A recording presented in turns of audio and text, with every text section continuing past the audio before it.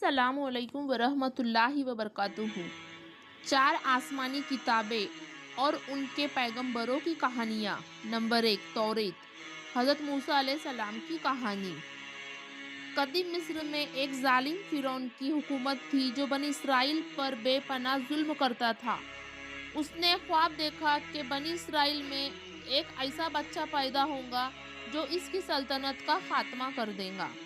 اس خواب کی تعبیر جاننے کے بعد فرعون نے حکم دیا کہ بنی اسرائیل کے ہر پیدا ہونے والے لڑکے کو قتل کر دیا جائے۔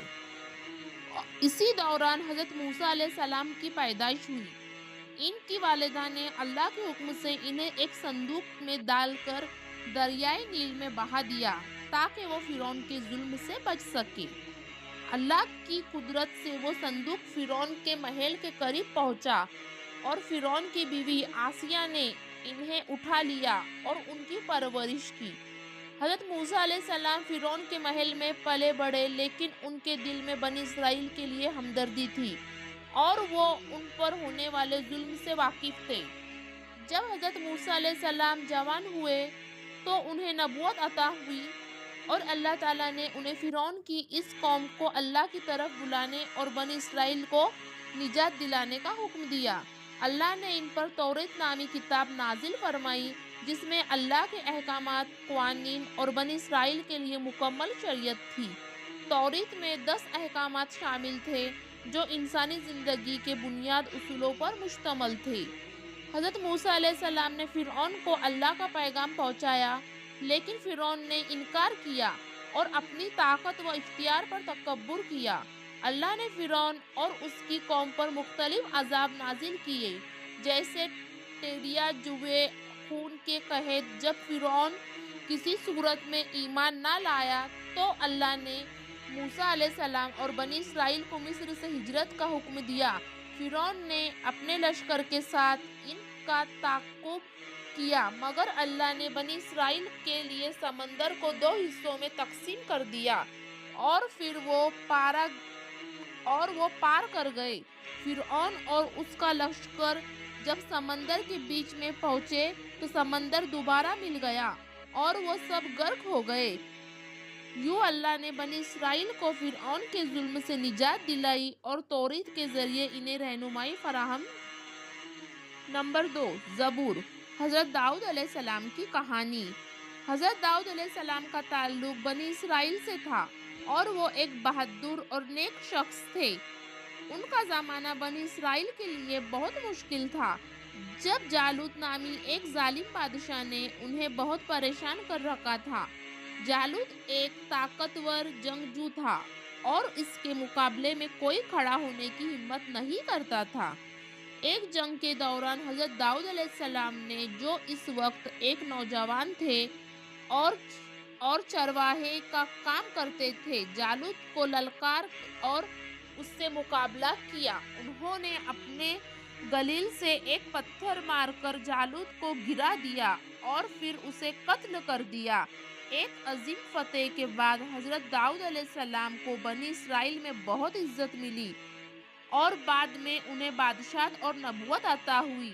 اللہ تعالیٰ نے حضرت داؤد علیہ السلام پر زبور نامی کتاب نازل فرمائی۔ زبور زیادہ تر حمد و ثنا، مناجات اور اللہ کی بڑائی بیان کرنے والی آیات پر مشتمل تھی۔ حضرت داؤد علیہ السلام کی آواز بہت خوبصورت تھی اور وہ زبور کی آیات کو نہایت دلنشین انداز میں پڑھتے تھے۔ زبور نے بنی اسرائیل کو روحانی سکون اور اللہ کی قربت کا احساس دلایا۔ یہ کتاب قانون سازی کے بجائے اللہ کی حمد و ستائش اور دعا کی تعلیم دیتی تھی۔ نمبر 3، انجیل، حضرت عیسیٰ علیہ السلام کی کہانی۔ حضرت عیسیٰ علیہ السلام کی پیدائش ایک معجزانہ انداز میں ہوئی۔ جب حضرت مریم علیہ السلام کو فرشتے نے بتایا کہ وہ بغیر کسی مدد کے بیٹے کو جنم دیں گی، یہ اللہ کی قدرت کی نشانی تھی۔ حضرت عیسیٰ علیہ السلام نے بچپن ہی میں بات کر کے اپنی پاکیزگی اور اللہ کے حکم سے نبوت کا اعلان کیا۔ جب حضرت عیسیٰ علیہ السلام جوان ہوئے تو اللہ تعالیٰ نے انہیں بنی اسرائیل کی طرف نبی بنا کر بھیجا۔ ان پر انجیل نامی کتاب نازل فرمائی۔ انجیل کا پیغام محبت، عفو، درگزر اور اللہ کی رحمت پر زور دیتا تھا۔ حضرت عیسیٰ علیہ السلام اللہ کے حکم سے کئی معجزات دکھائے، جیسے بیماروں کو شفا دینا، اندھوں کو بینائی دینا اور مردوں کو زندہ کرنا۔ ان بنیادی مقصد بنی اسرائیل کو اللہ کے راستے کی طرف بلانا اور انہیں توریت کی بعض سختیوں میں نرمی لانا تھا۔ حضرت عیسیٰ علیہ السلام نے لوگوں کو اللہ کی توحید تعلیم دی اور انہیں بتایا کہ ان کے بعد آخری نبی آئیں گے جن کا نام احمد محمد صلی اللہ علیہ وسلم ہوگا۔ تاہم بنی اسرائیل کے ایک گروہ نے انہیں جھٹلایا اور ان کی مخالفت کی۔ جب یہودیوں نے انہیں قتل کرنے کی سازش کی تو اللہ نے آسمان پر اٹھا لیا اور ان کا ایک ہمشکل بنا دیا جسے سولی پر چڑھایا گیا۔ نمبر 4 قرآن مجید۔ حضرت محمد صلی اللہ علیہ وسلم کی کہانی۔ حضرت محمد صلی اللہ علیہ وسلم کی ولادت مکہ میں ہوئی، جو اس وقت عرب میں بت پرستی کا گڑھ تھا۔ آپ صلی اللہ علیہ وسلم کی پرورش یتیمی میں ہوئی اور بچپن سے ہی آپ صلی اللہ علیہ وسلم اخلاق کے اعلیٰ معیار اور پر فائز تھے۔ آپ صلی اللہ علیہ وسلم کو صادق اور امین کے نام سے پکارا جاتا تھا۔ 40 سال کی عمر میں جب آپ صلی اللہ علیہ وسلم غار حرا میں غور و فکر میں مصروف تھے تو اللہ تعالیٰ نے جبرائیل علیہ السلام کے ذریعے آپ صلی اللہ علیہ وسلم پر اپنی آخری کتاب قرآن مجید نازل فرمائی۔ قرآن مجید کسی ایک وقت میں نازل نہیں ہوئی، بلکہ یہ 23 سال کے عرصے میں تھوڑی تھوڑی کر کے نازل ہو رہی تھی۔ یہ تمام انسانیت کے لیے ایک مکمل ضابطہ حیات تھے جو عقائد، عبادات، اخلاقیات، معاملات اور عدل و انصاف کے تمام پہلو کا احاطہ کرتی ہے۔ قرآن مجید تمام سابقہ آسمانی کتاب کی تصدیق کرتا ہے اور ان میں جو تحریفات ہو چکی تھی ان کی اصلاح کرتا ہے۔ یہ ایک ایسی کتاب ہے جس کی حفاظت کا ذمہ خود اللہ تعالیٰ نے لیا ہے اور قیامت تک اس میں کوئی تبدیلی نہیں ہو سکتی۔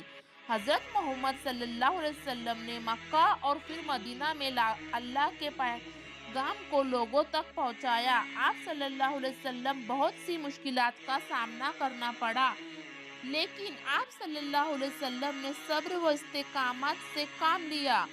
آپ صلی اللہ علیہ وسلم ایک ایسی امت کی بنیاد رکھی جس نے دنیا میں عدل و انصاف، مساوات اور بھائی چارے کی مثال قائم کی۔ قرآن مجید کے ذریعے اللہ تعالیٰ نے انسانیت کو فلاح و نجات کا راستہ دکھایا اور ایک آخری اور کامل شریعت عطا کی۔ نتیجہ: یہ 4 آسمانی کتابیں اور ان کے پیغمبروں کی کہانیاں ہمیں یہ سکھاتی ہے کہ اللہ تعالیٰ نے ہر دور میں انسانوں کی رہنمائی کا انتظام کیا